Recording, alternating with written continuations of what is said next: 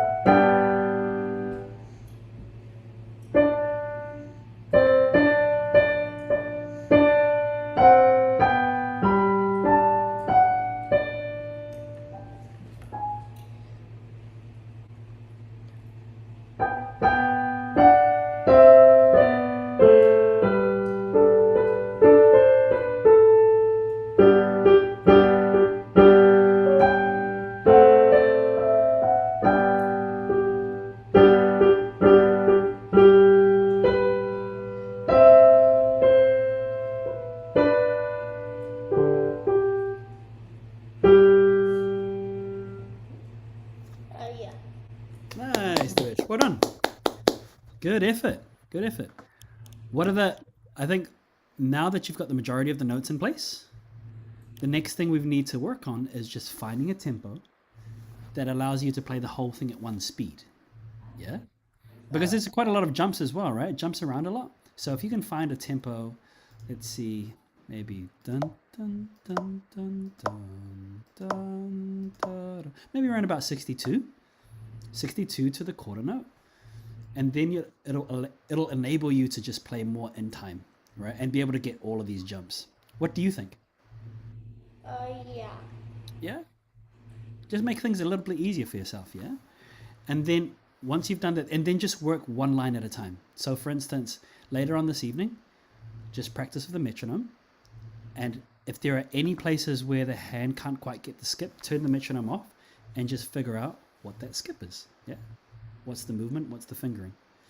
Same thing with these here, right? Dun, dun, dun, dun, dun. Shift the hand. There's a lot of movement going on there. So just by playing it slightly slower, it'll make things much easier. Yeah. Cool. Sartak, did you have any thoughts for Devesh? I think it was nice, but yeah, I do agree with you. I think he should find a tempo that he can play smoothly. And since he didn't play the he didn't play with the repeat signs. Next time when he comes back to play this, maybe he could play with the repeat signs to make it a little bit better. Yeah, you could, and you can. It'll challenge you, right? It'll challenge you to improve it when you come through the second time. But nice, Devish. How about you, Devon? Any thoughts? Yeah, I thought he played the notes correctly, but like yeah, like you said, like the rhythm. Yeah, that's it. And so this is what we all need to work on, right? Rhythm is super important. So the best way to do it is find a very slow tempo that we can align all the notes. Yeah. But you should come back again next week, Devish, and play this again. Okay. All right, cool. All right, we'll keep on going. Thank you so much. We'll continue on to the next. Let's have Mr. Devon. I'm gonna be playing my piece that I composed. Yes.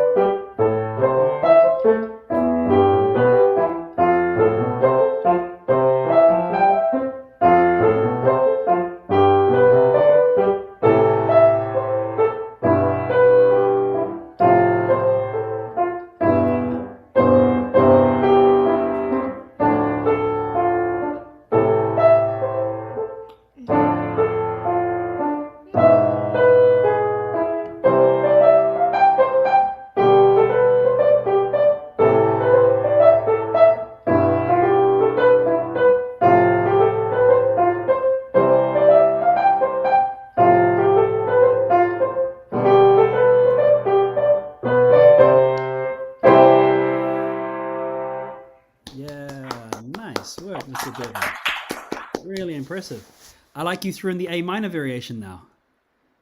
You put that in there. Very Yeah. good. Really nicely done. I also like this new added variation where you're playing around with the rhythm. Dun, dun, dun, dun, dun, dun, dun.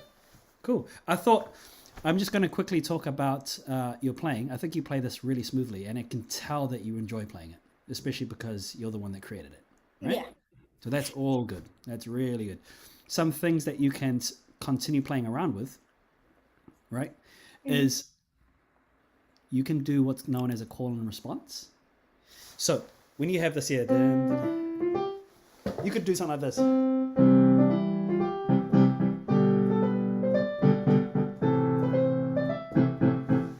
You see what I mean?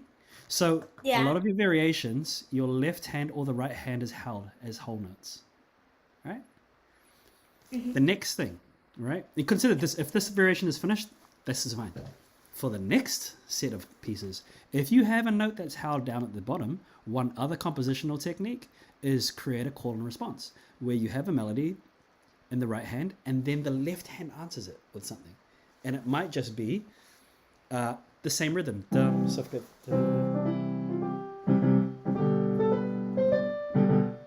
or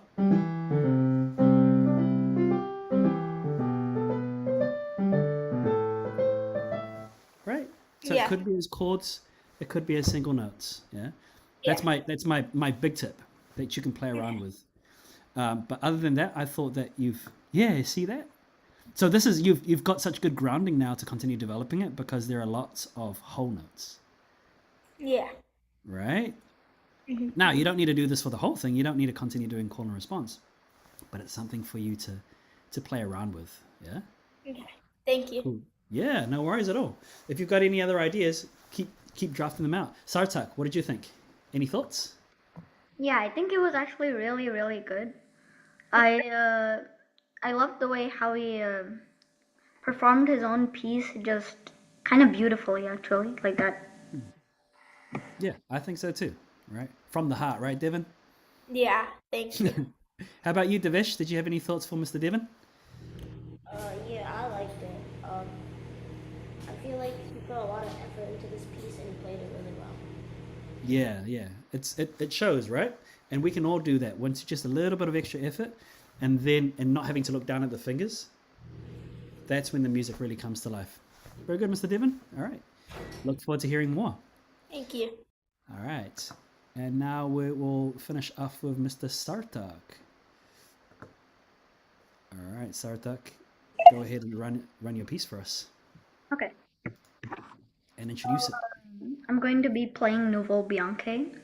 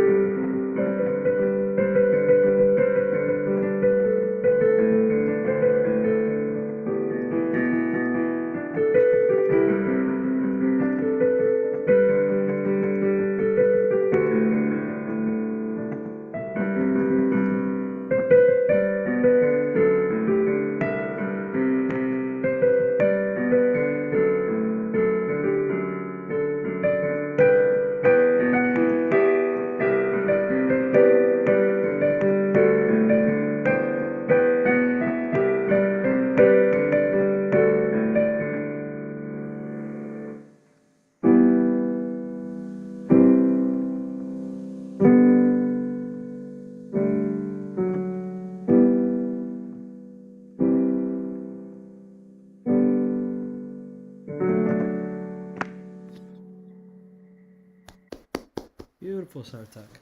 Nicely done. Thanks. What does Nouveau Bianche mean? I don't know, I actually haven't searched that up. Should we find out? Yeah. I think it's white clouds. If I'm Nouveau Bianche calculation. Nuvola Bianca means... Oh, okay, there we go. White clouds. So my thinking is, now that you know that it's white clouds, do you think that it should move at that pace, or can it be played slightly slower? I feel like it could be slightly slower, but actually when I heard the actual composer playing, he actually played it kind of fast. That's why. Right? Yeah. So it would be interesting now for you to come up with your own version, not based on how he plays it, but on your own interpretation of what white clouds move like and how they take different formations in the sky. Right? There's no one cloud that looks the same. So that's what I would experiment with. Right? And so you can still play it slightly quick, but instead of pull it back, almost kind of like it's waving from side to side, looking for an answer. Yeah, kind of like a heartbeat. Yeah, because it is possible to play music with quickly, but it doesn't sound rushed. So it all comes down to the time. You know what I mean? Yeah. So you could try it. So you could try it again after this class, but experiment. I would suggest if you did it a couple of notches slower, and created this feeling that of these ever forming clouds in the sky, you might find something different. Devin, what are your thoughts on if you were learning this piece? Well, I think he played it like pretty well, and all the notes were good, and the rhythm was good because it's like hard when the right and left hand are off by half a beat. So that was good because he played it like, consistently. Right. So this is half of the work is done now, Sartak. You got the notes, you got the rhythm, so now you can just start working on interpretation. What about you, Devish? Did you feel like it sounded like white clouds, or what? Yeah, I guess. I think he played it really well. Yeah, I think so too. See, so now that he's got control of the piece, he can start experimenting with different sounds, different dynamics, and also tempo, right? But definitely, Sartak, come back and play this again for us, and see what it feels like once it's played at a slightly slow tempo. See if you like it. All right. Okay. I'm actually gonna be playing this at the flower piano. I'll see you there then. All right, gentlemen, that ends our class. Have a lovely rest of the week, and we look forward to hearing you guys again soon. All right.